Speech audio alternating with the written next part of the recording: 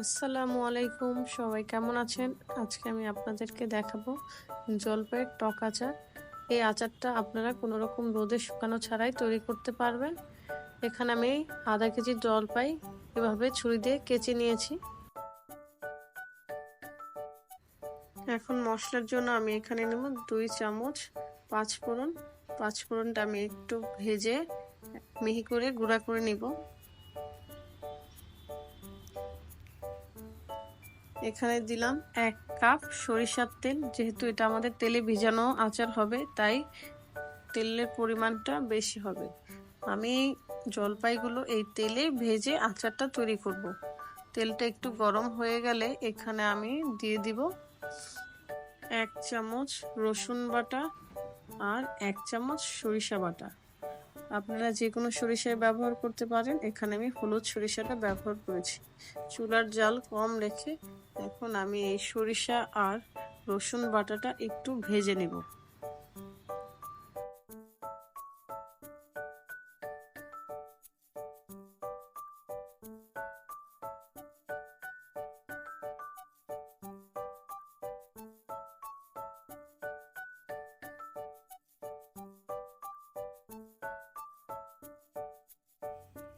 এখন দিব 2 চামচ লবণ, দিয়ে একটু নেড়ে নিব। এখানে আমি দিয়ে দিলাম 8 টুকরা কাঁচামরিচ। টক আচারটা যেহেতু ঝাল হয়, তাই ঝালের পরিমাণে এখানে আমি কাঁচামরিচ ব্যবহার করেছি। কাঁচামরিচ ব্যবহারের কারণে আচারে একটা সুন্দর স্মেল আসবে। এটা আমি আরো 1 মিনিট ভেজে নিব। মশলাটা ভাজা হয়ে গেলে এখন আমি এখানে জলপাইগুলো দিয়ে দিব। এই জলপাইগুলো আমি কোনো প্রকার রোদে শুকানো ছাড়াই সাথে সাথেই ধুয়ে কেটে পানি ঝরিয়ে নিয়েছি এবং তেলে দিয়ে দিলাম। আচারটা আমি এখন লো আঁচে ভেজে নিব। জলপাইগুলো তেলে ভালোভাবে ভেজে নিলে জলপাইটা নষ্ট হবে না, কারণ জলপাইতে তখন কোনো প্রকার পানি থাকবে না।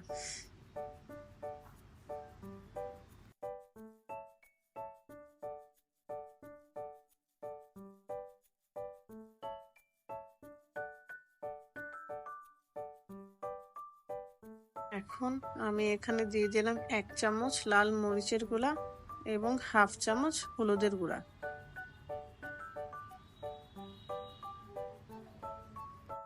হলুদ মরিচের গুঁড়া ভালোভাবে আচারের সাথে মিশিয়ে নিব। আচারটা যেহেতু তেলে ভেজানো হবে, তাই এই আচারে মশলার পরিমাণটা আমি অনেক কম ব্যবহার করেছি। লো মিডিয়াম আছে আমি এভাবে আচারটা আরো 7-8 মিনিট জাল করে নিব। জলপাইয়ের এমন তেলে ভেজানো টক আচার খেতে খুবই ভালো লাগে। বিশেষ করে যখন খিচুড়ি দিয়ে আমরা খাই, তখন এই আচার থাকলে তার স্বাদ দ্বিগুণ বেড়ে যায়।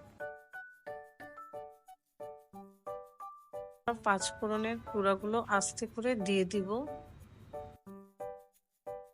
যারা টক আচার পছন্দ করেন তারা এভাবে আচার বানিয়ে দেখতে পারেন, খেতে দারুণ লাগে। এই আচার কোনো রকম ঝামেলা ছাড়াই সংরক্ষণ করা যায়। শুধু সরিষার তেলে আচারটা ডুবিয়ে রাখলেই হবে।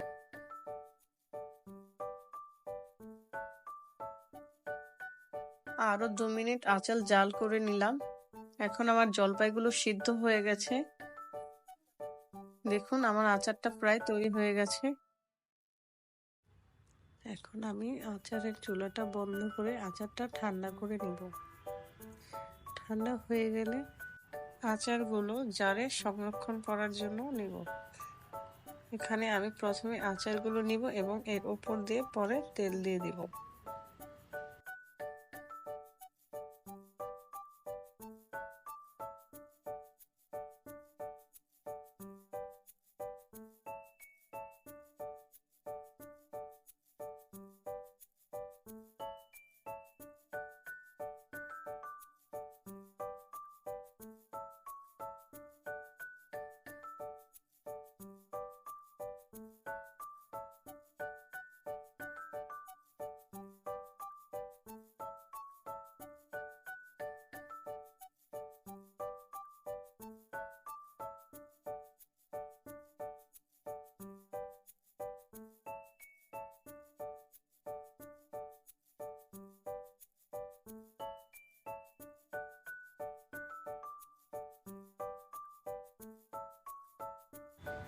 এখন আমি আচারে সরিষার তেল ঢেলে দিব।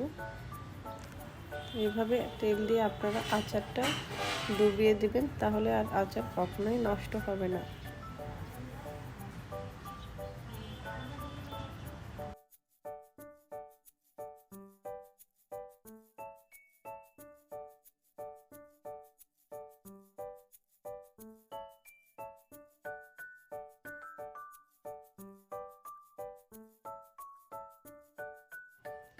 আমার ভিডিওটি দেখার জন্য আপনাদেরকে অনেক ধন্যবাদ। ভিডিওটি ভালো লাগলে অবশ্যই শেয়ার করবেন। আল্লাহ হাফেজ।